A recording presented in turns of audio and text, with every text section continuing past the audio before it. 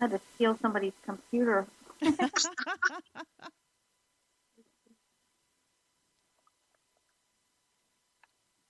that's where that is. Is that better? Yes, that's a little better.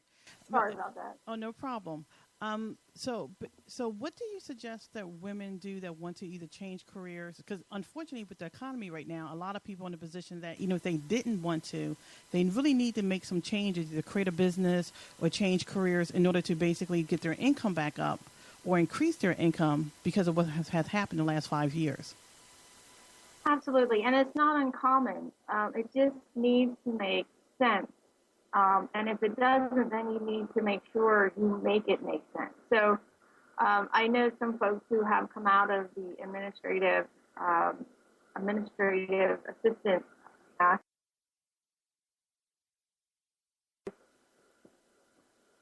position. So then they started going into more of the internet, social media type marketing ideas. You just have to make sure that it makes sense. You can connect dots and get really good at it. You really need to spend more than 5 minutes at it to say, oh, I'm an expert. And you need to start showing. So if you want to be a social media expert and you start posting every 3 minutes nonsense, you're not going to do yourself any good. You're not going to help your skills or have people get used to you being a social media expert if what you're doing for yourself doesn't make any sense to them. So you have to be able to connect the dots. So if you have skills that are transferable into a new field, that's excellent. But then you need to research that and find out what kind of skills you need and go get them. And yes, you may have to spend some money. It's investing in you to be able to pursue your dreams. And I'm 100% proponent of following your passion. You have to pay your bills, absolutely. But always have one foot making that next stride in getting closer to be able to do what your passion is. My passion is to help people understand about their reputation and how it can really help, because it is the one thing that I found you are 100% in control. Well, that's good to feel. Now, with women making changes, what do you recommend to help them get started? Because I know that you said to make sure that you ended it more than 5 minutes, and I've actually seen that. I've seen where people will make a video on YouTube or paste it on Facebook, and they're not really talking about anything, or Yeah. or they're talking about what they dream or what they want, but it doesn't really create any value for the person watching it. And it's almost like, well, I want to be able to buy a bigger house or take a vacation, so send me money.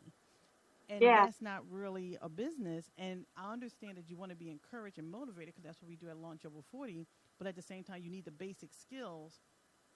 Just like with forming an LLC, a lot of people, it's very easy to do it. It's a one-page thing. You jump on the website, you download the page, you sign it, you get your business thing, you send it in, you write your check. But a lot of people are creating LLCs before they really have a solid business plan. Yeah. And I see that all the time. Yeah. And it's very sad because you kind of know they're not going to quite make it, because first of all, when you're in business, there's a certain best practice and thought process, and if you're doing things out of order, the likelihood of your being successful as a business owner is not very high. And I hate to speak in absolutes, like if you do that, that'll never happen. I don't like speaking in absolutes, but if you don't do things in order, then it's highly unlikely that you're going to be successful, or it's going to take you a lot longer. It's going to take you more money. So I always recommend talking to a professional. There's a lot of nonprofit free services for business owners that you need to seek out in your area, and that's how I started. When I wrote the book, The Reputation Factor, I wrote it because I fell on my face. And I got back up, and I seem to have developed a really good system for people to follow, a successful system, and it's relatively inexpensive, and you can control how fast the process goes. But I'm very much oriented into a process. So when I wrote the book, I created the 3Ds of reputation, and the first D is to discover what your current reputation is. I mean, I know folks who, I'm the web lady. That's how they know me. They call me the web head. So I do have a certain amount of credibility of things related to the internet and marketing.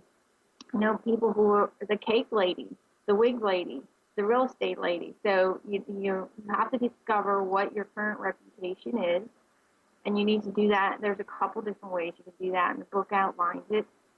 And then you need to define what you need it to be to get where you want to go. So if you want to be a real estate agent, you have to research your area and find out what kind of accreditations or studies or licenses that you need to get there. And the first thing I recommend doing is doing this skills assessment. So if you find out that you need a certain amount of college credit, and you so happen to have one or two, and you only need 3 or 4 to become certified, you really need to pay attention to that kind of thing, and then, get it done.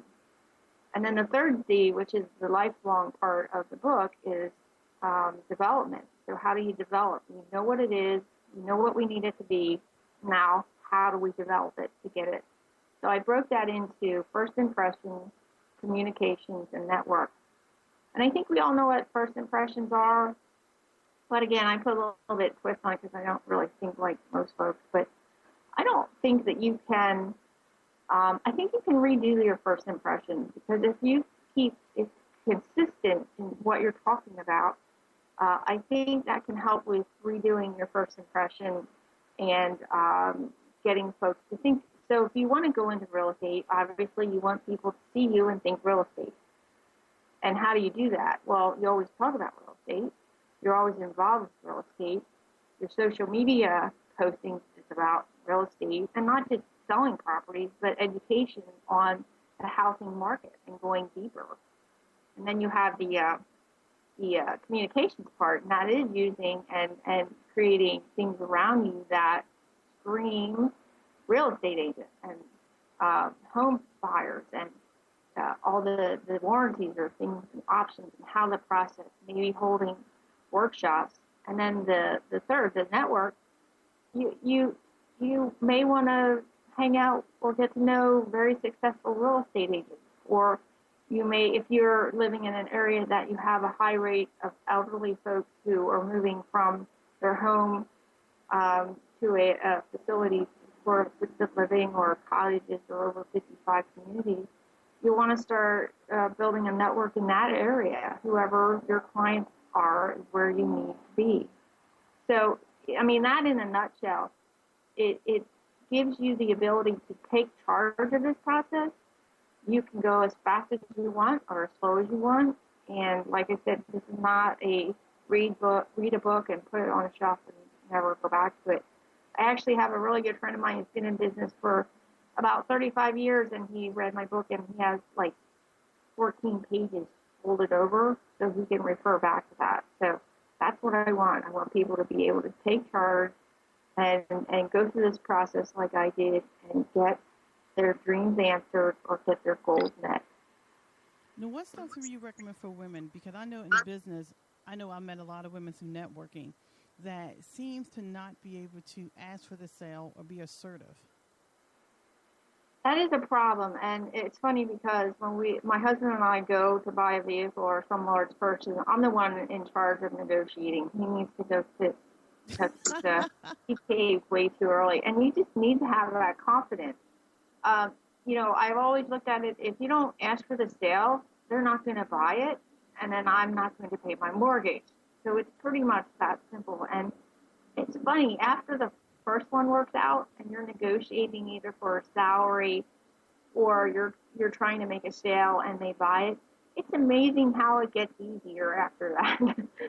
You start growing confidence, and women, have trouble making eye contact. And, sometimes when women get emotional, their voices get a little high and they start talking a little bit louder and they start talking a little bit quicker. And, that's not really a good way to negotiate. You need to be calm, confident. Pam, you have some background noise behind you, so could you repeat what you said? All of a sudden it was this I don't know, somebody's moving by you or something. Okay.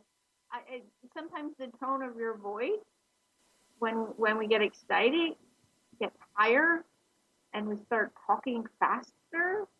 We kind of go into that mom Mode. tone, which is not very good for negotiating.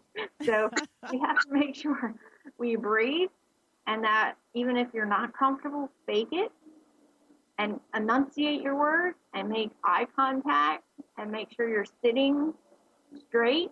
You may even want to lean forward a little bit in your chair. That usually is a sign of confidence and that you're paying attention and that you're listening to every part of the conversation and you're engaged with the conversation. Sometimes women have trouble with the eye contact. They have trouble with the tone of the voice. They have trouble with the cadence. So if you're speaking in one cadence the entire meeting and it comes down to negotiating or asking for the sale and your voice suddenly gets really high and you're talking very quickly and you're like slurring and you become kind of flat, you're losing the ability to negotiate. So there's a real art of body language. I talk about body language and eye contact, and some people insist on sitting there cross-legged, which I think is, if you cross your legs in a meeting, I think you're defeated. That's one of my rules in a meeting. You never cross your legs.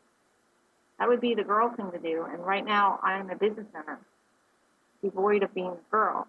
So that's just one of the things that I do. And I make sure my back is never touching the back of the seat. So I'm always engaged. I'm slightly leaning forward and I'm making eye contact and I'm listening. Taking notes is another really good skill when you're negotiating or when you're asking for the sale. Silence in a conversation is key because if you stop talking and they stop talking, the first person to speak usually loses. Now that takes some esteem. Not talk. And like I said, usually the first person to speak in that meeting loses. So we want to be ladies, but we definitely want to take a little page from some of the male ways of negotiating. Absolutely. And I just think it's the way you negotiate.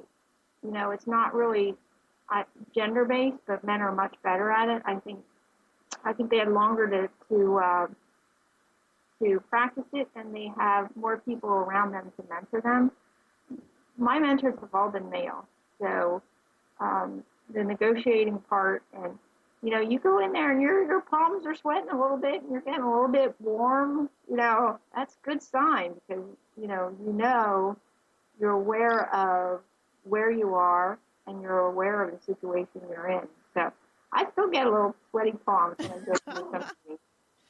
But I enjoy it. I think it's fun. I just love to observe first, and then instead of some women start chatting, and I don't know what they're talking about anymore because they're just off on this tangent because they're nervous. Right.